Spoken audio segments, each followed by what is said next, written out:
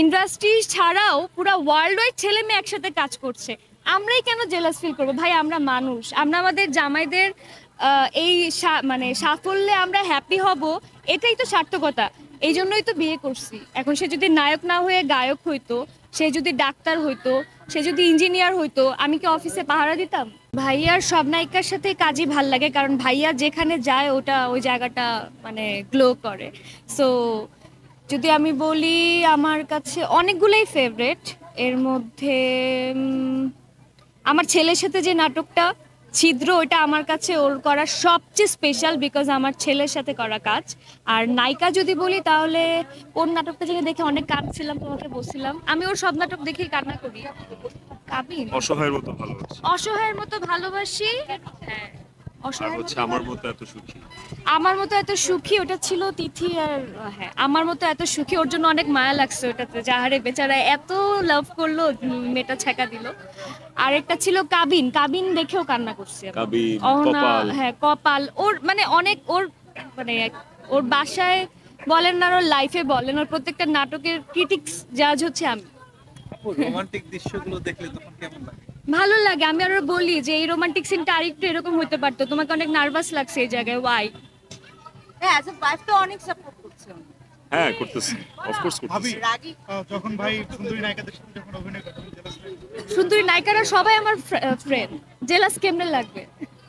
না, তারপরেও একটু তো মেয়েদের একটু তো লাগে। শোনা না, এটা হইলে তো নায়কের বউ হতে পারবো না, তাহলে তো আমি ওই যে ওই দূর থেকে আমি সেলফি তোলার জন্য আমি আমি ওকে সবসময় গরি খান ভাইবটা দেই, যে ফিল ইউ আর আ গরি খান, বাংলাদেশে গরি খান। সো ওই ফিলটা নিয়ে থাকো। এই জন্য আসলে মানে এইটা ওকে এনকারেজ করে, আমি যদি ওকে বলি। অ্যাকচুয়ালি আমার কখনো কোনো নায়িকা নিয়ে কখনো জেলাস ফিল হয় না, বিকজ আমার কাছে আমি বেস্ট, এবং আমি ওর ওয়াইফ, ওর প্রফেশন এটা। আজকে একটা ডাক্তার যখন একটা পেশেন্টের, ছেলে হোক মেয়ে হোক, পেশেন্টকে যখন ধরতে হয়, অনেক জায়গায় প্রবলেম হয়। ওই ডাক্তারের ওয়াইফের কি প্রবলেম হয় যে তুমি তো সারাদিন এতগুলা মেয়ে পেশেন্টও দেখো। পেশেন্ট একটা পাঠাও বাইকার, সে যখন চাকরি করে, তখন তার পিছনে অনেক মেয়ে রাইডার থাকে, তাকে এইভাবে ধরতে হয়। তো ওইটা যদি প্রফেশন হয়, নায়কের প্রফেশনেই কেন বউদেরকে কোয়েশ্চেন করা হয় যে জেলাস হচ্ছে কিনা? একটা ব্যাংকারকে যখন জব করতে হয়, তখন কিন্তু ব্যাংকারের ওয়াইফ যে থাকে, সে তো বসে পাহারা দেয় না। ইন্ডাস্ট্রি ছাড়াও পুরো ওয়ার্ল্ড ওয়াইড ছেলে মেয়ে একসাথে কাজ করছে। আমরাই কেন জেলাস ফিল করবো? ভাই আমরা মানুষ, আমরা আমাদের জামাইদের এই মানে সাফল্যে আমরা হ্যাপি হব, এটাই তো সার্থকতা। এই জন্যই তো বিয়ে করছি। এখন সে যদি নায়ক না হয়ে গায়ক হইতো, সে যদি ডাক্তার হইতো, সে যদি ইঞ্জিনিয়ার হইতো, আমি কি অফিসে পাহারা দিতাম বা অফিসের কোনো কলিগের জন্য জেলাস ফিল করতাম? একটু কঠিন প্রশ্নে যাব, সেটা হচ্ছে এখন কিন্তু অহরহ ডিভোর্স, হ্যাঁ, আপনি কি মনে করেন একটা মানে কোন জায়গাটা আমাদের মিসিং হচ্ছে যার জন্য এই জিনিসগুলো হচ্ছে? বন্ধুত্ব, বোঝাপড়া, আর হচ্ছে কমিটমেন্ট ভুলে যাওয়া। আপনি কি মনে করেন? ওইটাই একটা সম্পর্কের সবচেয়ে বড় ফ্যাক্টর হচ্ছে ফ্রেন্ডশিপ। ফ্রেন্ডশিপে যদি ইফেক্ট পড়ে, তখনই আসলে চিড় ধরে সম্পর্কটার।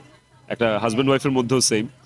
আর চলার পথে হইতেই পারে একটা মানুষের সাথে একটা মানুষের সম্পর্ক থাকে না, যে সবসময় তো আর একরকম থাকে না, কখনো কখনো ডাউনফল হয়। তো ওইখান থেকে আসলে এই ধরনের ডিভোর্সের ব্যাপারটা ক্রিয়েট হয়। আর আর অহরহ ডিভোর্স দেখা যাচ্ছে, এইটা আসলে আমার আমার কাছে মনে হয় যে এটা পার্সন ওয়াইজ ভ্যারি করে, কাদের মধ্যে হচ্ছে, কেন হচ্ছে। এখন কিন্তু অনেকে দেখা যাচ্ছে যে 6 মাস পরে কিন্তু আমরা মানে বিরক্ত হয়ে যাচ্ছে, আচ্ছা থাক দরকার নেই। আমরা 14 বছর ধরে আছি, এখনো যদি বিরক্ত হয়ে যাই, এই বিরক্ত নিয়ে মনে হয় আরো 14 বছর কাটায় দিতে পারবো। 14 বছর তো আছি।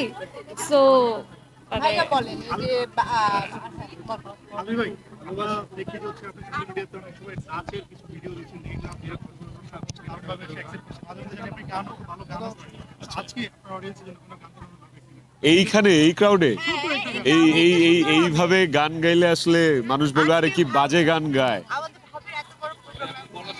আচ্ছা, বাই দ্য আছে। ওয়ে, আমি কিন্তু ওর লুকস দেখে ওর প্রেমে পড়ি নাই।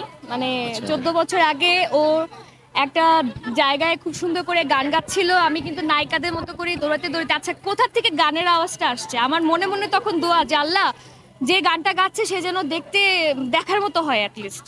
তারপর যা দেখি যে এই ছেলেটা তখন যে গান দেখলো গাচ্ছে। যে তখন যে দেখলো যে আরে? মানে গানও গায়, দেখতেও সুন্দর। সুন্দর, খারাপ না।